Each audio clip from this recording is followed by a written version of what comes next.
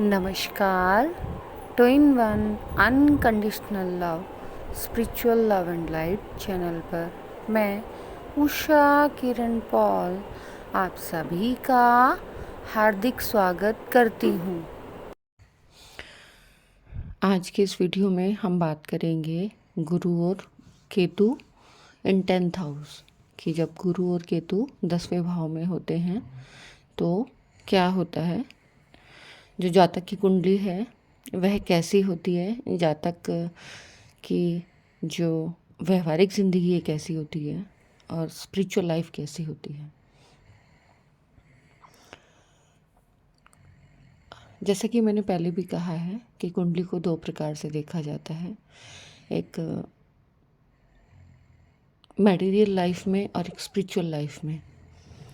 तो जितनी भी कुंडलियाँ मटेरियल लाइफ में बहुत नेम फेम सक्सेस देती हैं वो उतनी ही स्पिरिचुअली लेस होती हैं। इट मीन्स स्पिरिचुअल ग्रोथ वाली कुंडलियाँ नहीं होती। लेकिन जितनी भी कुंडलियाँ मटेरियल लाइफ में आपको नेम फेम सक्सेस से दूर रखती हैं उतना ही वो स्पिरिचुअल ग्रोथ वाली कुंडली होती हैं। इट मीन्स कुंडली को हमेशा दो तरीके से देखा जाता है कि इस दुनिया में जो जातक है वह कैसा करेगा और उस दुनिया में मीन्स स्पिरिचुअल ग्रोथ में वो कैसा करेगा। तो जो वर्तमान में व्यवहारिक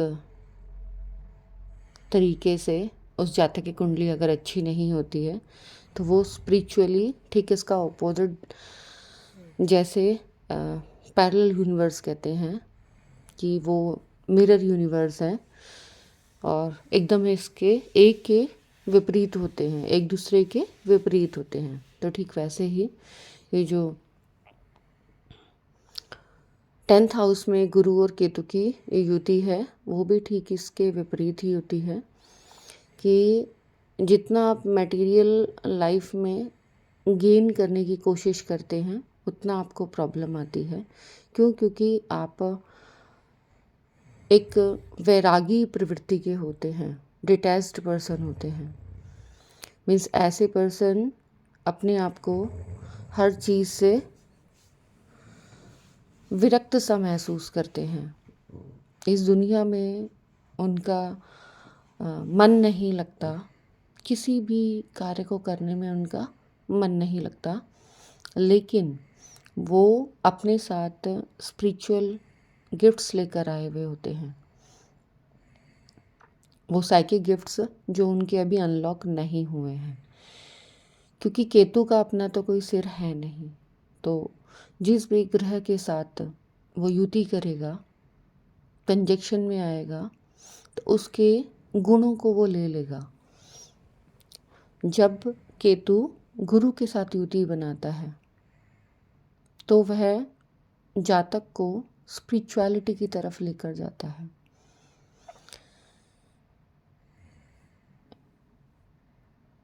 जैसा कि बाकी लोग इस युति को लेकर बोलते हैं, मैं ऐसा यहाँ कुछ नहीं बोलने जा रही हूँ। मैं सिर्फ वो नॉलेज शेयर कर रही हूँ जो मुझे मेरी स्पिरिचुअलिटी से मिली है या जो नॉलेज मुझे प्रोवाइड की गई है। तो हो सकता है कि आप लोगों को लगे कि ये जो बातें हैं ये तो एकदम डिफरेंट हैं, लेकिन जिन लोगों की कुंडली में ये गुरु और केतु की युति 10th हाउस में है वो देखेंगे कि वो किसी न किसी प्रकार से सरकार के पैसे को अपनी जीविका के रूप में यूज़ करते हैं। इसका मतलब ये कि वो सरकार के पैसे को अपनी जीवन यापन में इस्तेमाल करेंगे। भले ही वो सरकारी नौकरी में ना हो, उसके बावजूद भी वो सरकार के पैसे को यूज़ करते हैं। इट मीन्स सरकार की तरफ से उनको फाइनेंशियली बेनिफिट होता है। वो किसी न किसी कारण से सरकार के द्वारा कार्यों को करते हैं। केतु विरक्ति उत्पन्न करता है और गुरु ज्ञान प्रदान करता है। जब दोनों की युति होती है तो जातक को वह अध्यात्म की तरफ लेकर जाता है। जातक की एक स्पिरिचुअल लाइफ स्टार्ट हो जाती है। जब तक वह स्पिरिचुअलिटी में नहीं आता तब तक जातक परेशान रहता है, क्योंकि उसका कहीं भी मन नहीं लगता। वो इस दुनिया के हिसाब से सोच ही नहीं पाता, क्योंकि वो ऐसे साइकिक गिफ्ट्स लेकर आया होता है जिनके बारे में उसे खुद भी नहीं मालूम होता। वो सारी चीज़ें वो अपनी लाइफ में खुद एक्सपीरियंस करता है और एक्सपीरियंस लेकर वो एक स्पिरिचुअल टीचर बनता है। इट मीन्स जब भी गुरु केतु युति बनती है तो जातक स्पिरिचुअलिटी की तरफ जाता है। वो पर्सन स्पिरिचुअल होना स्टार्ट हो जाता है। इसकी शुरुआत उसकी यंगर एज से स्टार्ट हो जाती है, लेकिन जो फलीभूत होती है प्रैक्टिकली वो अपने मिडिल एज के बाद ही स्टार्ट करता है।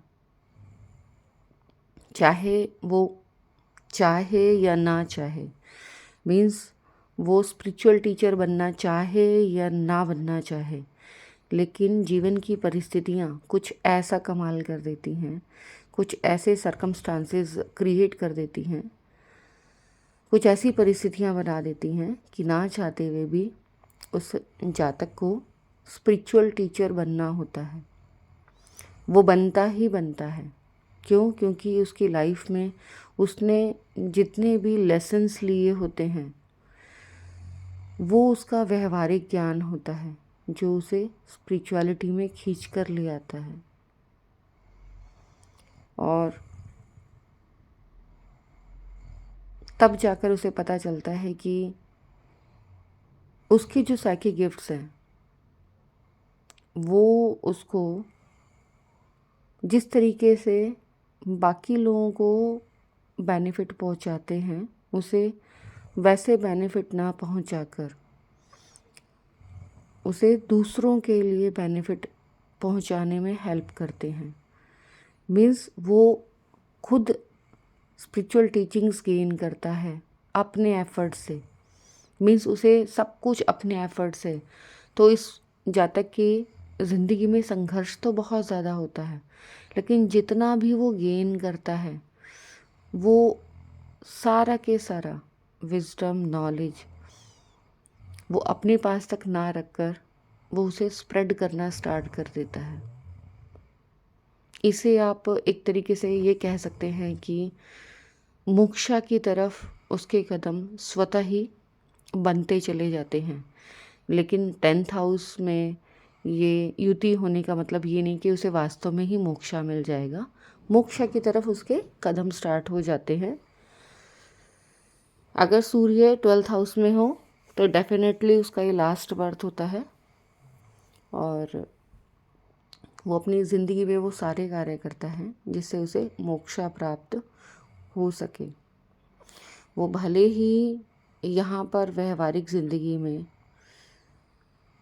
बाकियों की जैसी ज़िंदगी ना जी पाए, लेकिन स्पिरिचुअली अबंडेंस, स्पिरिचुअली वेल्थ उसके पास बहुत ज़्यादा होती है और वो ज़िंदगी के लास्ट डेज में दोनों ही वेल्थ को, क्योंकि उसे ये समझ में आ जाता है कि ये जो लाइफ है एटर्नल नहीं है, मीन्स ये तो सिर्फ एक माया है, तो वो इस माया से निकलने का रास्ता ढूंढ लेता है। और उस रास्ते को ढूंढने के बाद वह चाहता है कि जो उसने गेन किया है वो दूसरों के साथ उसे बांटे। यही कारण है कि जो 10th हाउस का गुरु केतु योग है वह डिटैचमेंट लेकर आता है, वैराग्य लेकर आता है और जातक के पास जो भी होता है वो उसे बांटना शुरू कर देता है। क्योंकि इस जातक के जितने भी अनुभव होते हैं वो सारे व्यवहारिक ज़िंदगी के जुड़े हुए होते हैं। मीन्स उसने खुद ही उन अनुभवों को लिया होता है, तो उससे दूसरों को बहुत बेनिफिट होता है, बहुत लाभ होता है। और जातक की आध्यात्मिक जिंदगी की ऊंचाइयों को वह छू पाता है।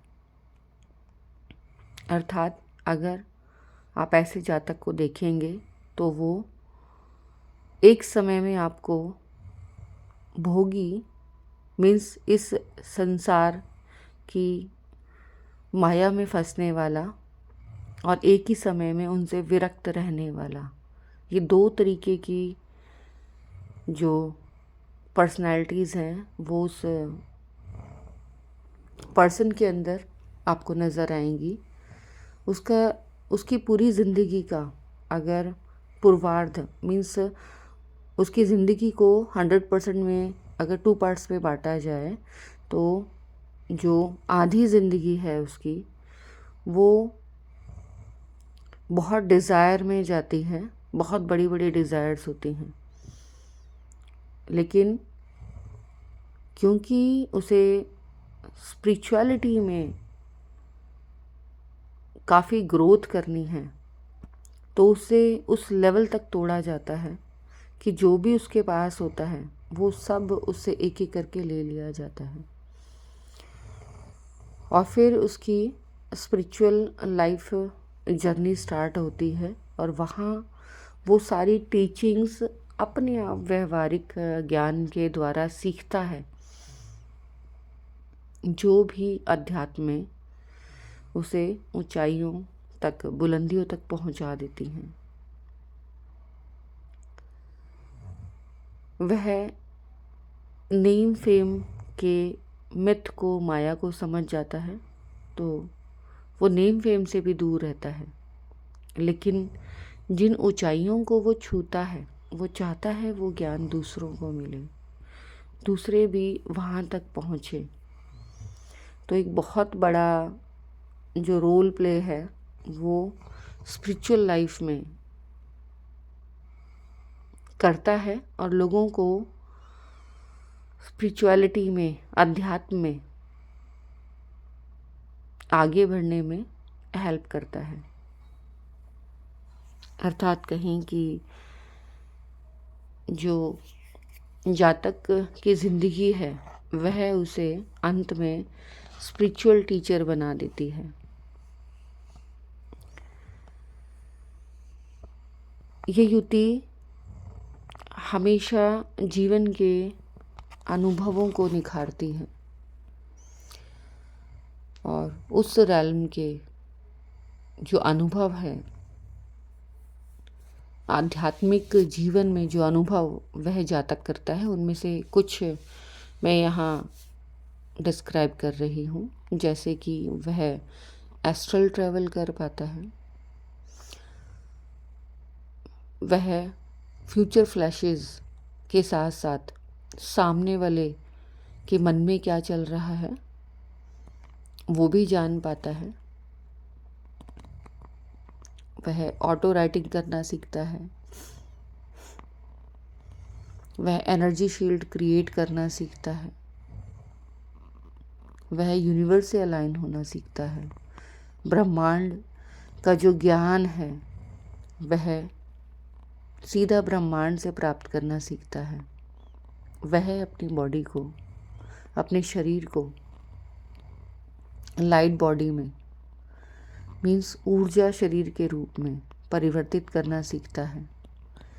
वह हायर बीइंग्स के साथ मेडिटेट करना सीखता है कि कैसे इस फिज़िकल बॉडी को हम यूज़ करके भी हायर बीइंग्स के साथ कनेक्ट होकर उन सभी स्पिरिचुअल प्रैक्टिसेस को कर सकते हैं जो हम उच्च लोकों में करते हैं वह उस ज्ञान को अपने तक ही सीमित नहीं रखता, वह बाकियों में भी बांटता है। ये अलग बात है कि वह नेम फेम से दूर रहना पसंद करता है, लेकिन एक समय के पश्चात ज़िंदगी खुद उसे नेम और फेम दोनों से कनेक्ट कर देती है। मीन्स वो कितना भी बचना चाहे, लेकिन ज़िंदगी उसे लोगों के सामने ले ही आती है। उसके इस आध्यात्मिक ज्ञान की वजह से उसे बहुत ज़्यादा सफलता प्राप्त होती है, लोग उसे जानते हैं और इसका फ़ायदा भी लोगों को पहुंचता है। उनकी स्पिरिचुअल ग्रोथ बहुत तेज़ी से होने लगती है। जो भी इनके सानिध्य में रहते हैं, मीन्स जातक का ये जो जन्म है यह स्पिरिचुअल ग्रोथ के लिए मिला है। इसीलिए मटेरियल लाइफ से ऐसे जातक को दूर ही रखा जाता है और आध्यात्मिक विकास में ऐसा जातक बहुत तरक्की करता है और अपने आप को उच्च लोकों के लिए तैयार करता है। ऐसा जातक उच्च लोक की आत्मा होता है, इसीलिए यहाँ वह बाकी लोगों को आध्यात्मिक ज्ञान देने के लिए ही जन्म लेता है। यह इस जातक को तब पता चलता है जब यह अपनी आध्यात्मिक ज़िंदगी काफ़ी आगे तक लेकर चला जाता है कि उसे इस दुनिया में यूं ही नहीं भेजा गया है, उसे यहाँ एक स्पेशल सोल पर्पस देकर भेजा गया है। तो जिन भी जातकों की कुंडली में यह योग है और वो बाकी लोगों को कुंडली दिखाकर परेशान हो चुके हैं कि हमारी लाइफ में तो कुछ भी नहीं है, हमें कब सामान्य ज़िंदगी जीने को मिलेगी, तो वो अपनी ज़िंदगी को आज ही आध्यात्मिक तरीके से जीना शुरू कर दें और आध्यात्मिक जीवन की उन्नति के लिए कार्य करना शुरू कर दें। हालांकि ये योग अपने आप में इतना बड़ा योग है कि आप चाहें या ना चाहें आपकी आध्यात्मिक ज़िंदगी की उन्नति होकर ही रहेगी। तो इसलिए अच्छा है उस कार्य को स्वयं ही करना स्टार्ट कर दें और आप सिंपल मेडिटेशन से स्टार्ट करेंगे तो धीरे धीरे आपके जितने भी साइकिक गिफ्ट्स हैं वो ओपन होना स्टार्ट हो जाएंगे और सबसे बड़ी बात कि आप उन्हें यूटिलाइज कर पाएंगे और जो पेन व सफरिंग आप फील करते हैं वो आपकी कम हो जाएगी। आप पैसा भी खूब कमाएंगे और नाम भी। आज की इस वीडियो में इतना ही। Thanks for watching. मेरी इस वीडियो को बहुत ध्यान से प्यार से देखने के लिए सुनने के लिए आप सभी का बहुत बहुत बहुत धन्यवाद।